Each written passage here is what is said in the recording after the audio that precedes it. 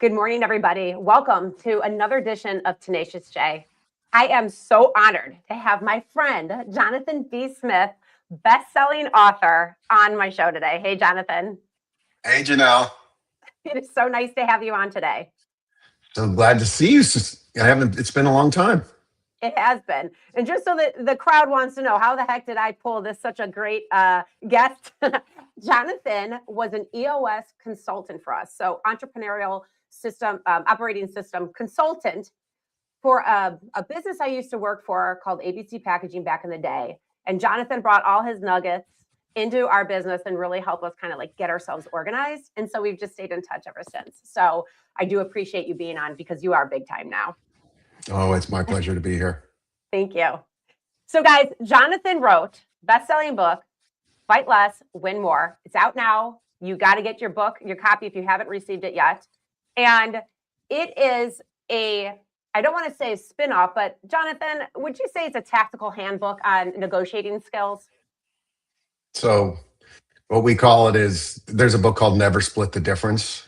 My friend Chris Voss wrote that book. It sold 5 million copies. If you want to know about negotiation, that's where you start. And then what we wrote is the missing manual for Never Split the Difference. So Chris was the former lead hostage negotiator for the FBI.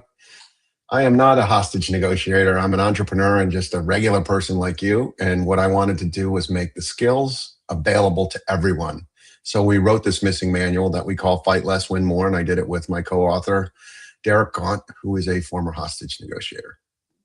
Yeah, guys. So when you think your life is stressful, read this so you get nice.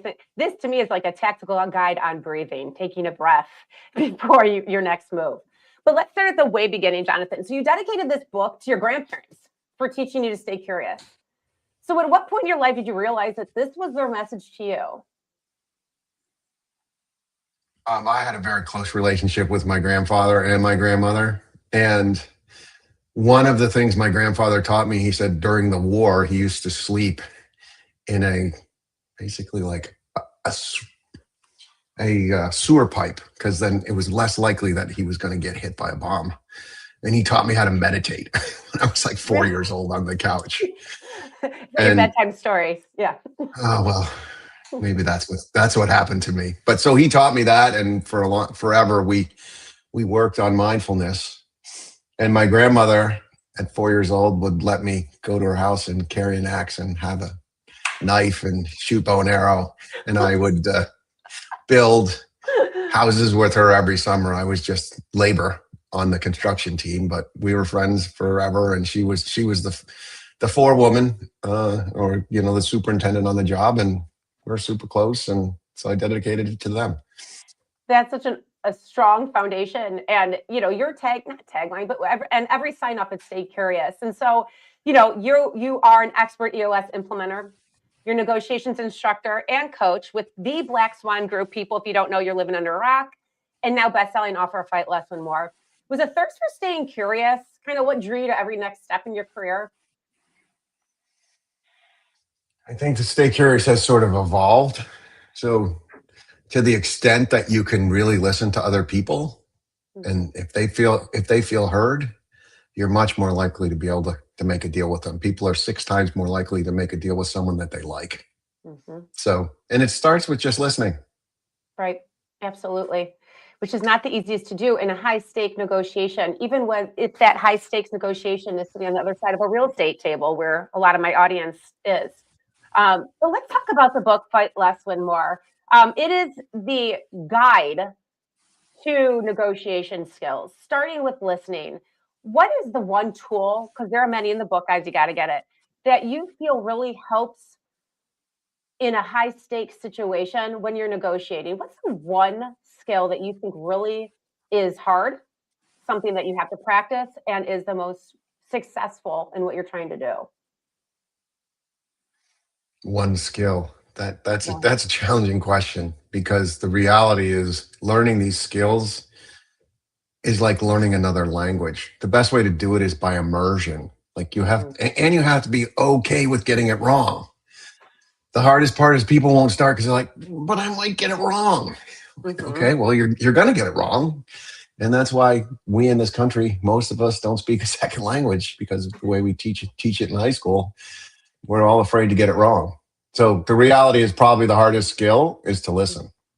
Now, that sounds really simple, but the hardest skill is, can you be disciplined around listening, around the process of literally saying, there's a reason that person said something. And now let me stop pushing my agenda and let me just slow this down and figure out why they just made that comment. So we have 5 levels of listening. So if the 5 levels are listening for the gist, I'm on the phone, Janelle, you come in, you start to talk to me and I'm like, That's called listening for the gist. I'm not listening. You don't think I'm listening. Who are we fooling? Right. Listening to hijack. What does hijack mean? Listening to hijack means like, we're in a meeting, someone else's hand is up, you're talking. As soon as you stop talking or take a breath, boom, they jump in and take the conversation somewhere else. Don't even acknowledge the fact of what you said. You don't feel heard. So neither of those forms of listening work. 3rd level, logic, listening for logic. There is a reason someone just told you something. Mm-hmm. Slow down and stay curious. Slow down and stay curious. So listening for logic and emotion. Can you listen to what they're saying and understand what their emotion is? What are the underlying emotions? Mm-hmm. And then the 5th one, which is the hardest, listening for their point of view. So regardless of whether you agree with their point of view or not, can you listen and actually understand where they're coming from and have them feel heard that you actually understand their point of view? So I will be in meetings, and even myself as a trained negotiator fall back into listening to hijack. And I'll be easily. And you have to accept the fact that you're going to be triggered and be okay with it. And then just debrief and go like, okay, I'm going to be more disciplined. It's kind of like doing yoga. It's like doing martial arts. It's like doing anything that's hard. You need to just be kind to yourself. And then just next time, do better. Right. Jonathan, I am laughing because reading your book, we're sitting in a sales meeting. And every time, you're listening, but you're at the level 2, you want to hijack. I take a breath. My armpits are sweating because I want to jump in. And I'm like, shut up. Listen to why they're saying, try to understand, try to get to the reason of why they're saying what they're saying. It is very hard to listen very intensely. And in return, what's very difficult is another tool of dynamic silence. Say your point, ask your question, and shut up. We say don't step on your label.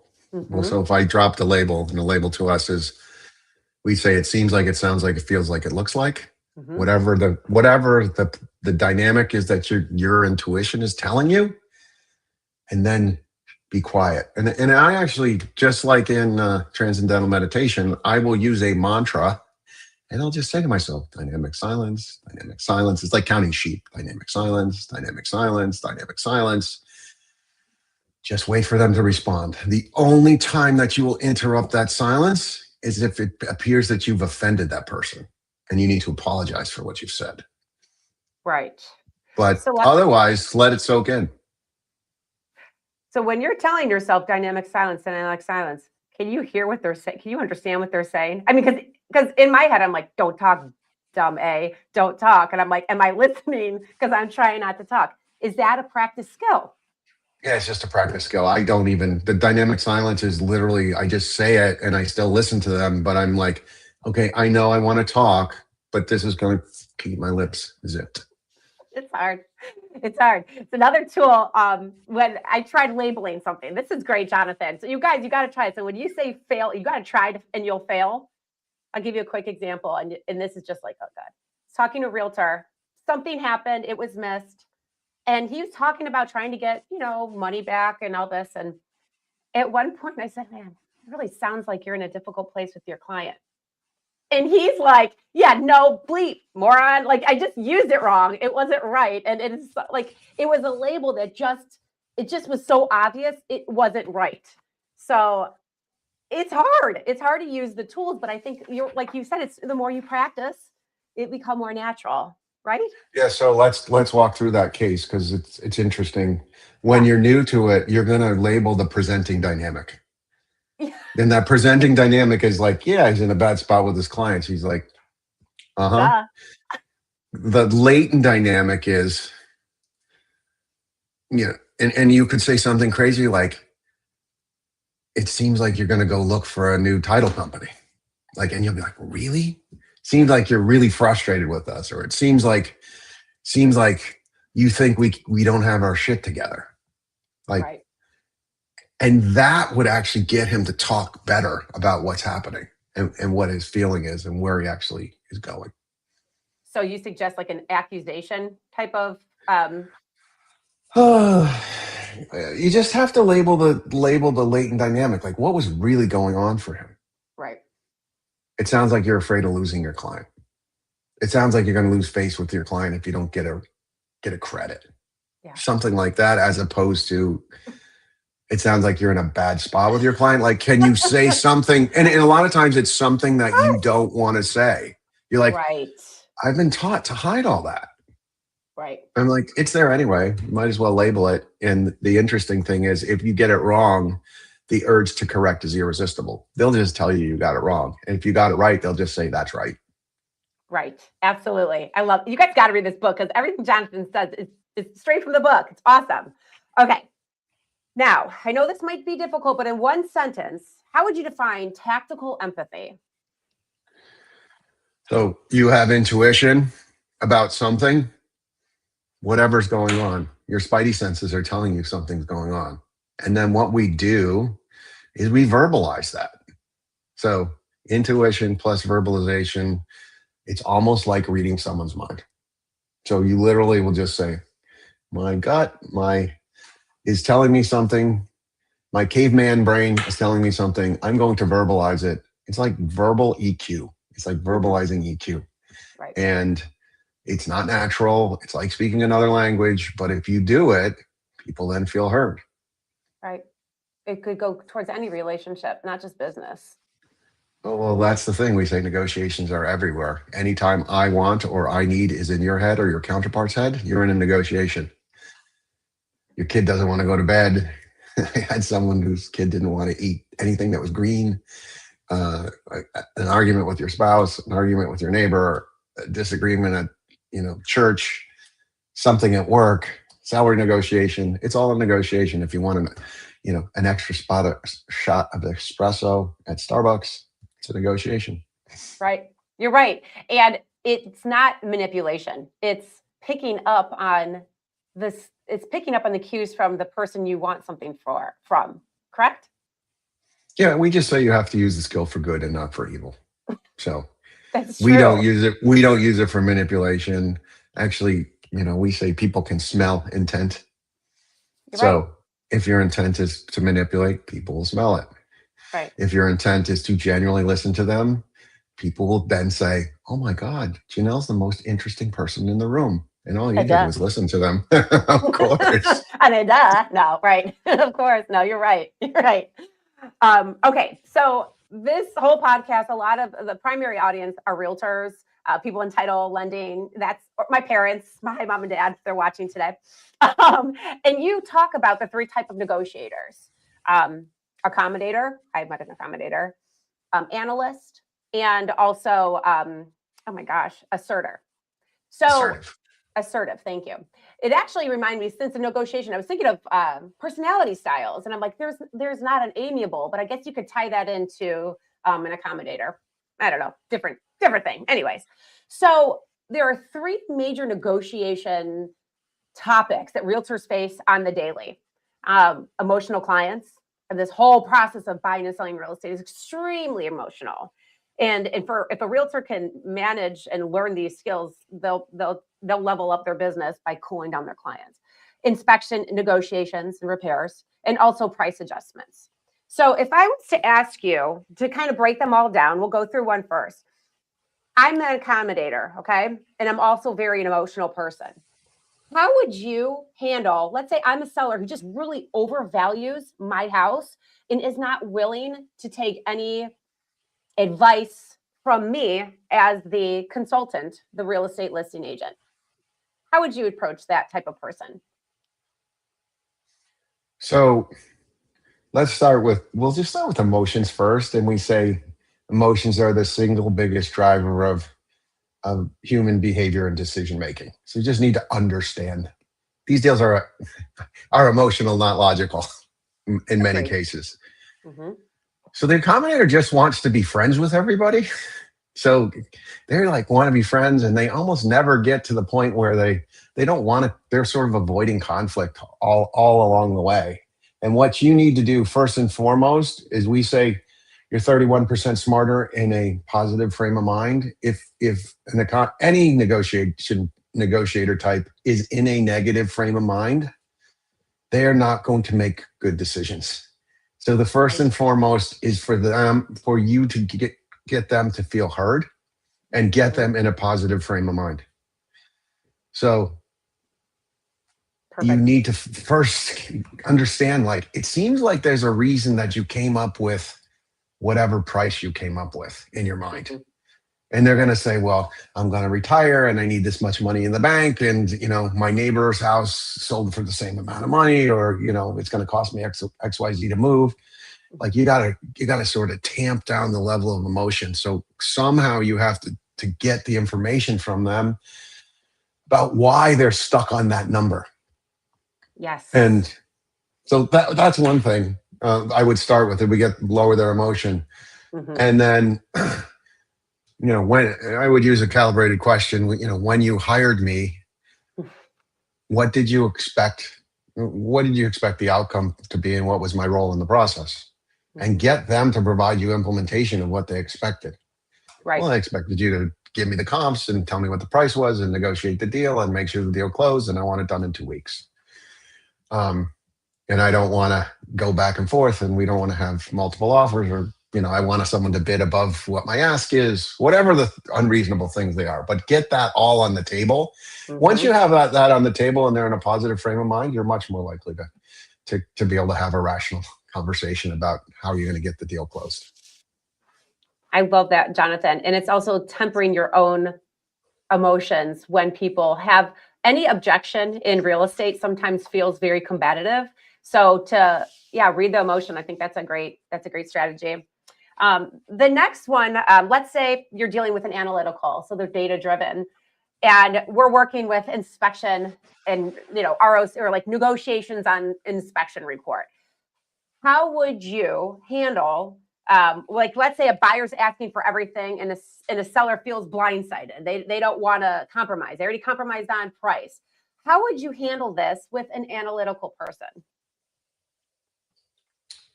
So once again, you need to start with you could start with just labeling their emotion. You probably feel completely blindsided.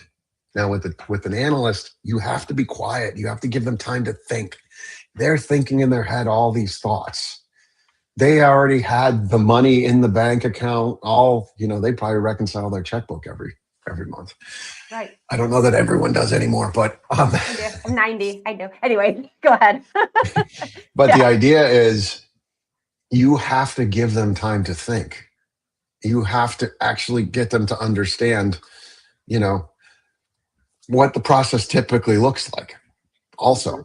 So did you walk into a house where someone had literally done all the deferred maintenance, and the buyer is being completely unreasonable and chiseling the seller? At that point, we could, logically say, yeah, we're not going to give in, or we'll give in on like two little things. Right.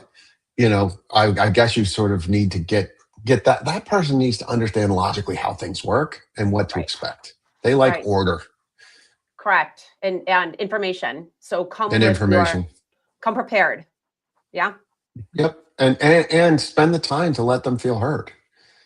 And they may say, I put a generator and I just put a new roof and I have new windows, and now they're nitpicking me over like there's a nick in the wall. Like, Hmm. or is it that they haven't put any money in the house for 30 years and there really are some defects that Right. the house wasn't priced according to the fact that there's some kind of leak or what have you.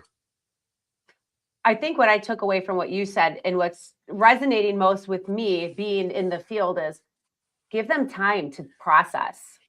Give them time to think about what you discussed so they can compute it, you know? And I think that's a lost art when it comes to working with analytical people.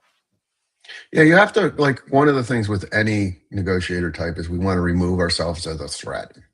Yeah. And as a realtor, you only get paid when you actually sell the house. Right. So, Right. and I don't know what your pipeline looks like, but sometimes you get anxious about wanting to get a deal done because you have to pay your mortgage this month. But really, you need to slow things down. You need for them to feel heard. If they feel heard and cared for and they understand the process, they're much more likely to move forward. Again, 31% smarter in a positive frame of mind. I love it. And I love the reference you made at the beginning of the book about meeting people on their side of the street. You're not asking them to come across your street. You got to meet them where they're at. And that's what I picked up from. And I feel that's very helpful. Well, in any of these types of situations, you got to meet them where they're at. 100%. That's right. That's right. Okay. Assertive. Here's the last one, price adjustments. So with the market, prices have gone up substantially across the board. In Ohio, it's at least 6 to 10%. Okay. So everybody thinks that they're going to get let's say $500,000 for a $200,000 bungalow. Working with an assertive person, how would you handle maybe renegotiating a price or trying to have the sellers adjust their expectations based on market data?